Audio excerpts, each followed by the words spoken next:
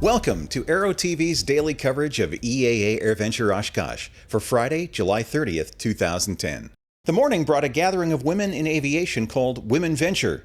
ANN's Tom Patton had the chance to talk with Peggy Chabrian afterward. And Peggy, this was a really marvelous event this morning, the celebrity breakfast. Tell us a little bit about it and what some of your goals are for the year. All right. The breakfast was a tremendous success in terms of the attendance. We had a record turnout this morning, about 300 people, and we had a lot of celebrities here this morning. We had two lady astronauts, Bonnie Dunbar and Peggy Whitson, who's now the chief of the astronaut office.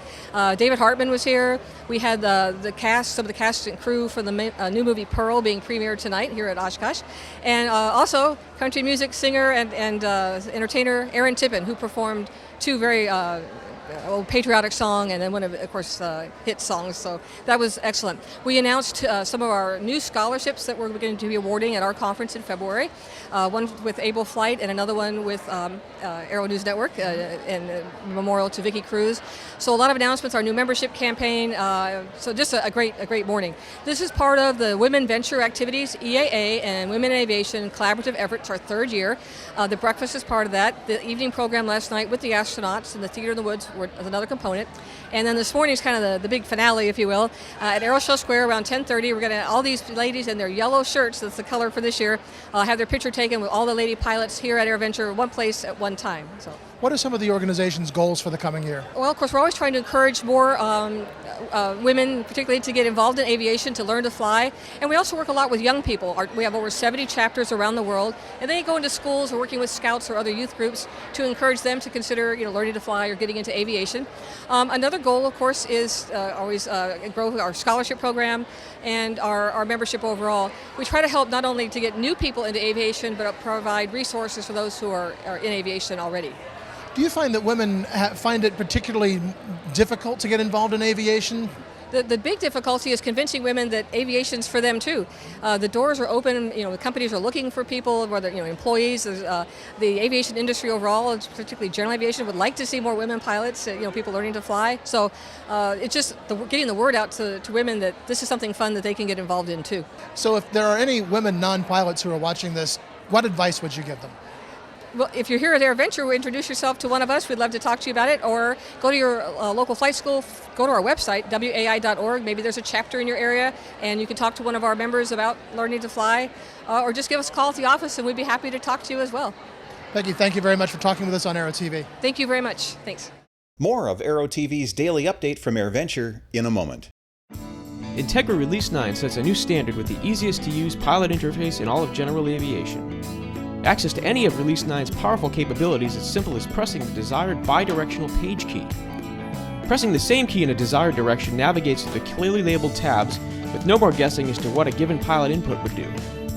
Avidyne's Integra Release 9 is the next generation in fully integrated flight deck technology, and the easiest to use page and tab user interface is just one of the many benefits designed to make your flying easier and safer.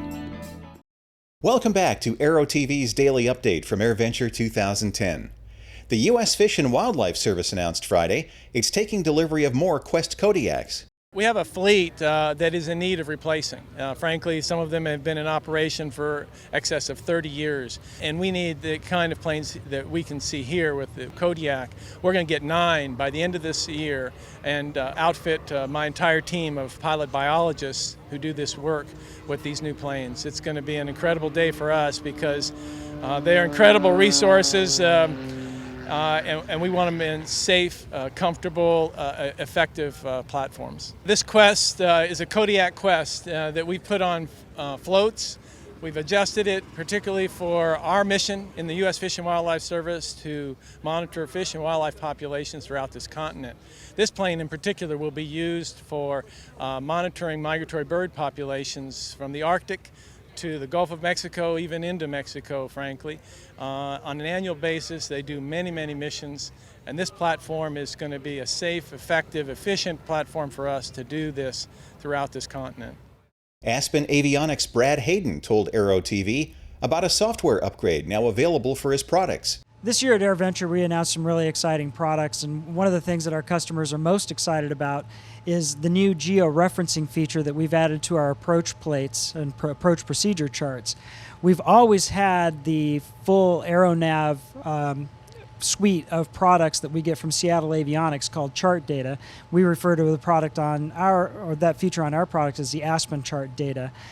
Now what we've added to this is georeferencing on the approach charts. As you can see, it's showing you the relative position of the aircraft on the approach chart. This is actually the approach into Reno 16 right. And what this gives our customers is situational awareness in the air, the same way that they now get situational awareness on our georeferenced airport diagrams. What's really amazing, of course, is the price point that we've brought to this. Seattle Avionics, our partner, is offering annual subscriptions for the chart data at $299 a year. And nobody else is going to bring that kind of value at that price point in the certified avionics marketplace. Jeppesen announced new availability of its charts for Apple's iPad. So our customers that have our electronic chart services today only have them available on their PC devices and their forward displays. So now this is becoming a companion model to that at no extra charge. So you can go to the iTunes store, download the application, and use one of your JetView subscriber codes to download your Jeppesen charts. So real quick, it's a very simple application. You can hit your airports. You can actually select your airport. You have a great feature that you can go in and search for airports. And it's really that easy to get to any approach plate on this application. And that's as simple as it is. We'll be back with more from AirVenture 2010 in a moment. Freedom through control. Cirrus has completely reinvented the personal aircraft and the entire experience of owning a personal aircraft. It's a bold new take on private aviation that we call Cirrus Flying 2.0. You set the schedule. You chart the course. You're in control.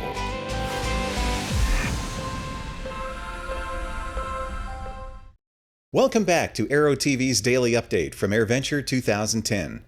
Aero-TV's Will Elder had a chance to spend some time at the Seaplane base Friday afternoon and came back with this beautiful footage. This is an awesome place. The Seaplane base at Oshkosh, just after you've been here at Oshkosh for a week, come down here, it's a little piece of heaven. It's just incredible.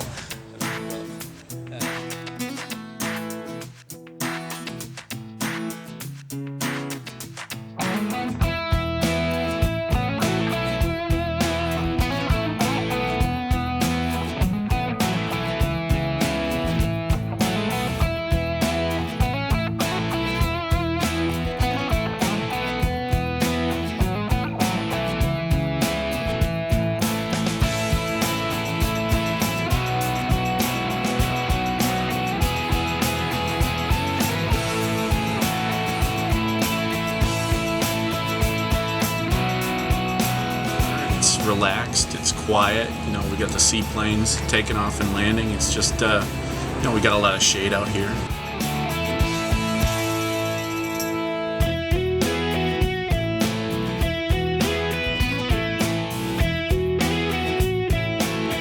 Like I say, it's kind of known around the community as the paradise of the Oshkosh experience.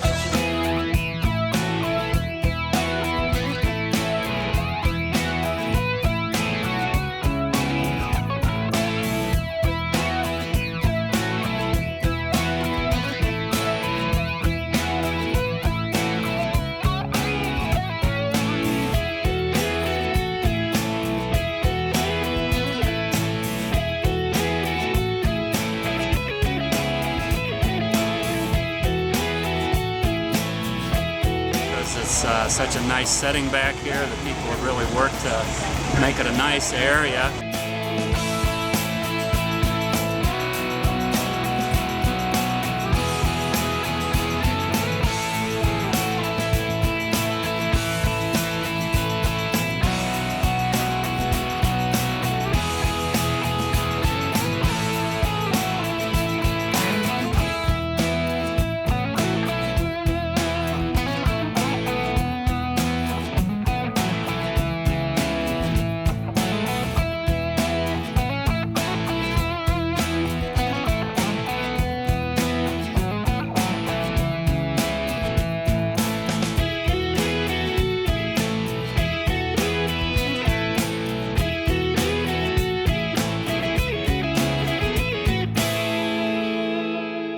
We hope you've enjoyed our daily updates from EAA AirVenture 2010. Find more of our coverage at www.aero-tv.net.